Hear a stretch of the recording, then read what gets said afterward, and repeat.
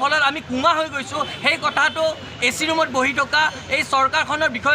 বিষয়ববীয়াসকলে মন্ত্ৰীসকলে তেওঁলোকে বুজি নাপায় তেওঁলোকৰ কোনো ধৰণৰ অৰ্থনৈতিক পৰিকল্পনা নাই তেওঁলোকে এতিয়া কেৱল মাত্ৰ তেওঁলোকক ৰাজহ লাগে এইফালে মূল্য বৃদ্ধি কৰিছে আৰু সেইফালে কৈছে যে সুৰা বিক্ৰী বৃদ্ধি কৰিব লাগে এনেকুৱা ধৰণৰ দুৰ্ভাগ্যজনক ঘটনা আমাৰ এই অসমখনত আমি পৰিলক্ষিত হৈছে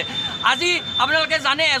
এটা বিয়াগুম যোগান বিভাগ আছে এজন যোগান মন্ত্ৰী আছে কিন্তু যোগান বিভাগটো যে অকল কেৱল মাত্ৰ নামত আছে এই কথাটো পৰিলক্ষিত হৈছে তেখেতে ডাঙৰ ডাঙৰ কথা ছ'চিয়েল মিডিয়াত কৈ থাকে তেখেতে যোগাসন ব্যায়াম একচুৱেলি তেওঁ যোগান বিভাগৰ মন্ত্ৰী নহয় তেখেত ব্যায়াম বিভাগৰ মন্ত্ৰীহে দিব লাগে আমি যিমানখিনি জানো ৰঞ্জিত দাস ডাঙৰীয়া কোনোটো কাৰণতে যোগান বিভাগটোত কোনো অসাধু ব্যৱসায়ীয়ে কেনেধৰণে দাম বৃদ্ধি কৰিছে এই চৰকাৰখনে যে দাম বৃদ্ধি কৰাৰ ফলত যে সাধাৰণ ৰাইজৰ মাধমাৰ পৰিছে এই কথাটো তেওঁলোকে বুজি নাপায় তেওঁলোকে ডাঙৰ